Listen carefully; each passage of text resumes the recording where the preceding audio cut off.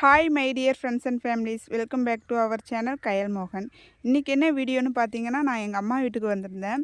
என்னோடய தம்பி பார்த்தீங்கன்னா, அக்கா நான் உனக்கு சுழியம் செஞ்சு தரக்கான்னு சொல்லிட்டு சொன்னான். ஓகே தம்பி செஞ்சுதா தம்பின்னு சொல்லிட்டு நான் சொன்னேன். அவன் பார்த்தீங்கன்னா, அக்கா நான் கடலப்பருப்பில் செய்யலை துவரம் பருப்பில் செய்ய போகிறேன்க்கான்னு சொல்லிட்டு சொன்னான். துவரம் பருப்புலையா டிஃப்ரெண்ட்டாக இருக்குது என்னடா சொல்கிறேன்னா, ஆமாக்கா நான் ஒரு கடையில் சுழியம் வாங்கி சாப்பிட்டு பார்த்தேன். அதோட டேஸ்ட் பார்த்தேன்னா நல்லா தான் இருந்துச்சு. பட் வந்து அது கடலப்பருப்பு இல்லை துவரம் பருப்பாக தான் இருக்கும்னு நான் கெஸ் பண்ணிவிட்டு வீட்டில் வந்து செஞ்சு பார்த்தா நல்லா தான் வந்துருந்துச்சு. நான் உனக்கு இன்றைக்கி செஞ்சு தரேன்க்கா அப்படின்னு சொல்லிட்டு சொன்னான். ஓகே தம்பி செஞ்சுதா தம்பின்னு சொல்லிட்டு சொன்னேன். இது வில்லேஜ்லலாம் மோஸ்ட்லி பார்த்திங்கன்னா குக்கர் யூஸ் பண்ண மாட்டாங்க. இது சட்டி இல்லைனா வானல் இதே மாதிரி எதுலையாச்சும் தான் பார்த்திங்கன்னா துவரை வேக வைப்பாங்க. சம்டைம்ஸ் வந்து அந்த துவரை வந்து வேகாது. அதனால் சொல்லிவிட்டு துவரையை வந்து இதேமாரி கடை ஹோட்டல்லலாம் கொடுப்பாங்க. நீங்கள் கண்டிப்பாக அந்த துவரையை வந்து நீங்கள் இந்த சுழிய மாதிரி செஞ்சு ட்ரை பண்ணி பாருங்கள், நல்லா தான் வரும். ஓகே வீடியோக்குள்ளார போகிறதுக்கு முன்னாடி நம்ம சேனலை சப்ஸ்கிரைப் பண்ணாதவங்க சப்ஸ்கிரைப் பண்ணிங்க. அப்படியே பக்கத்தில் இருக்க பெல் பட்டனையும் ப்ரெஸ் பண்ணுங்கள். அப்போ தான் நான் போடுற வீடியோ உங்களுக்கு நோட்டிஃபிகேஷனில் வரும். நீங்கள் வீடியோ மிஸ் பண்ணாமல் பார்க்கலாம். ஸோ வாங்க இப்போ வீடியோக்குள்ளார போகலாம். தம்பி சுழியத்துக்கு என்னென்ன இன்க்ரீடியன்ட்ஸ் எடுத்துருக்கேன்னு சொல்லிட்டு சொல்லு ஃபஸ்ட்டு. வாங்க பார்க்கலாம்.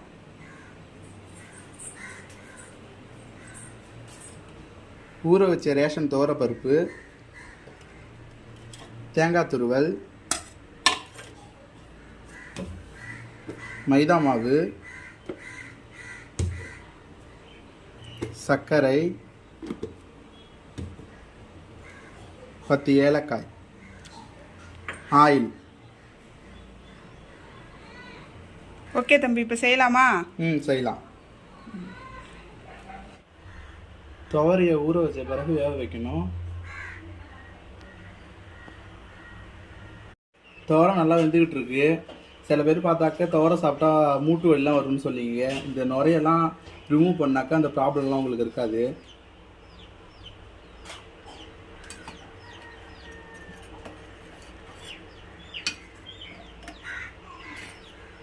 மைதா மாவை எடுத்து வச்சிருக்கிறேன். இதில் தேவையான அளவு தண்ணியும் உப்பும் போட்டு விஸ்க வச்சு நல்லா கட்டி இல்லாத குழைச்சி எடுத்துக்கணும்.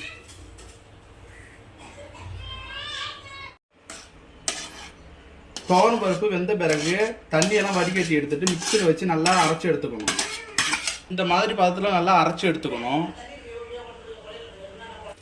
என்னோட தம்பி பார்த்திங்கன்னா சமையல்னால் பார்த்திங்கன்னா நல்லா இன்ட்ரெஸ்ட்டாக செய்வான். ஸ்நாக்ஸ் ஐட்டமாக இருந்தாலும் சரி சாப்பாடாக இருந்தாலும் சரி நல்லா இன்ட்ரெஸ்டிங்காக எடுத்து செய்வான். இப்போ பார்த்திங்கன்னா தேங்காவை ட்ரை ரோஸ்ட் பண்ணுறான். கொஞ்சம் நெய் ஊற்றி ட்ரை ரோஸ்ட் பண்ணுறான்.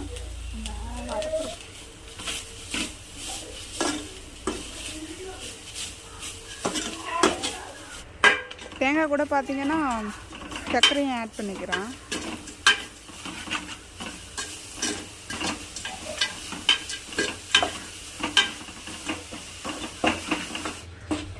இப்போ பார்த்தீங்கன்னா அரைச்சி வச்ச துவரையும் ஆட் பண்ணிக்கிறான்.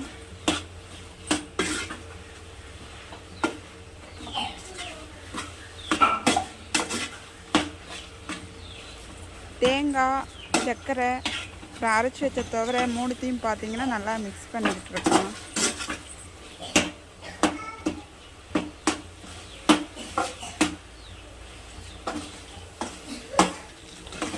தம்பி எதுக்கு இது மாதிரி மூணுத்தையும் ஒன்றா சேர்த்து அடுப்பை மிக்ஸ் பண்ணிக்கிட்டு இருக்கேன்?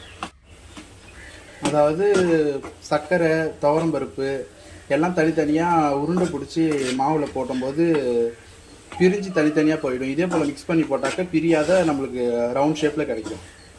ஓ அப்படியா? Okay okay.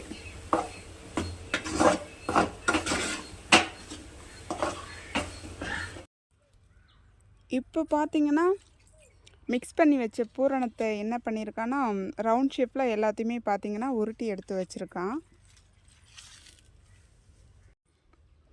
அடுத்தது அடுப்பில் பார்த்திங்கன்னா ஒரு கடாயை வச்சு அதில் ஆயில் ஊற்றி நல்லா ஆயிலை ஹீட் பண்ணிக்கணும்.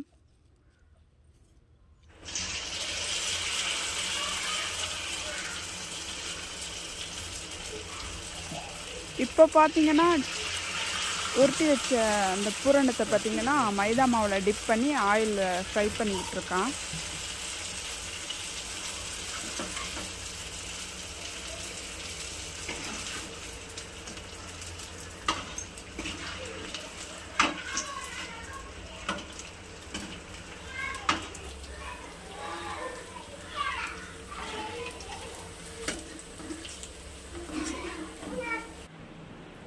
சுழியும் பார்த்தீங்கன்னா செஞ்சாச்சு, வாங்க பார்க்கலாம்.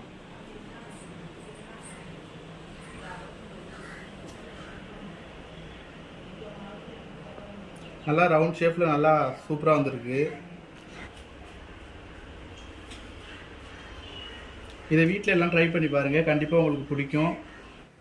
சுழியம் பார்த்தீங்கன்னா இப்போ தான் நான் சாப்பிட்டு பார்த்தேன். உண்மையாகவே நல்லா தான் வந்திருந்துச்சு. துவரம் பருப்பில் செஞ்ச மாதிரி இல்லை, கடலைப்பருப்பில் செஞ்ச மாதிரி தான் இருந்துச்சு டேஸ்ட்டு. கண்டிப்பாக நீங்களும் வீட்டில் ட்ரை பண்ணி பாருங்கள், அவுட்புட் நல்லா வரும். நான் பார்த்தீங்கன்னா இவ்வளோ பர்ஃபெக்டாக வரும்னு நான் நினைக்கல. நான் இப்போ தான் ஃபஸ்ட் டைம் பார்த்தீங்கன்னா சுழியை வந்து துவரம் பருப்பில் செஞ்சு சாப்பிட்றேன். நீங்களும் கண்டிப்பாக ட்ரை பண்ணி பாருங்கள். வீட்டில் நிறைய பேர் பார்த்தீங்கன்னா துவரம் ரேஷனில் வாங்கி வச்சுருப்பீங்க, பட்டு யூஸ் பண்ணாமல் தான் வச்சுருப்பீங்க. சில பேர் பார்த்தீங்கன்னா வடை செஞ்சு சாப்பிடுவாங்க. இது பார்த்தீங்கன்னா நியூ ரெசிபியாக இருக்கும். வீட்டில் கண்டிப்பாக ட்ரை பண்ணி பாருங்கள். இந்த வீடியோ கண்டிப்பாக உங்களுக்கு பிடிச்சிருக்குன்னு நினைக்கிறேன். இந்த வீடியோ பிடிச்சிருந்தா லைக் பண்ணுங்கள், மறக்காமல் சேனலை சப்ஸ்கிரைப் பண்ணுங்கள், சப்போர்ட் பண்ணுங்கள். தேங்க்யூ.